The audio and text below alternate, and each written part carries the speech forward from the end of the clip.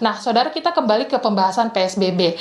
Tentu berkaca pada tahun sebelumnya, kebijakan PSBB ini akan berdampak atau menekan ekonomi. Menteri Keuangan Sri Mulyani menyampaikan utamanya yang akan terdampak adalah sektor atau sisi konsumsi rumah tangga, karena Sri Mulyani menyampaikan angka konsumsi rumah tangga kita bahkan belum naik signifikan karena masih berada di level 3,6% hingga 2,6%. Nantinya kebijakan PSBB ini tentu akan berpengaruh pada angka pertumbuhan ekonomi kita. Baru saja kemarin ini Sri Mulyani merevisi angka pertumbuhan ekonomi kita pada tahun 2020 yang akan atau diproyeksi berada di angka kontraksi 2,2% hingga 1,7%. Angka ini lebih dalam dibandingkan proyeksi sebelumnya, yakni kontraksi 1,7% hingga minus 0,6%.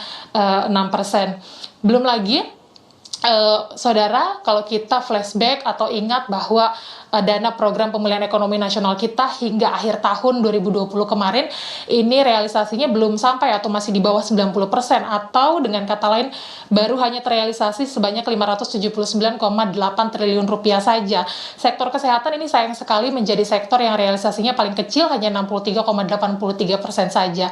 Jadi dari dana pemulihan ekonomi nasional tahun kemarin, ini kita masih punya sisa sebanyak 115,42 triliun rupiah yang memang rencananya dana ini akan dialokasikan pada dana atau dana PEN 2021 yang akan digunakan untuk pendanaan vaksin, bantuan UMKM, dan juga realisasi perpajakan. Sekali lagi, meskipun kebijakan PSBB ini akan menekan ekonomi, yang perlu kita catat atau yang perlu kita ketahui adalah kebijakan PSBB ini dikeluarkan pemerintah sebenarnya sebagai upaya untuk membangkitkan atau memulihkan perekonomian kita. Jadi harapannya nantinya kebijakan-kebijakan pemerintah di sektor kesehatan ini tetap bisa menjaga kepercayaan investor di pasar saham. Paskalis.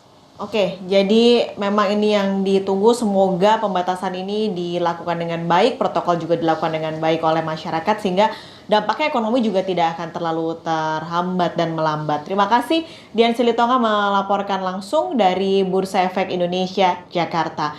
Dan saudara,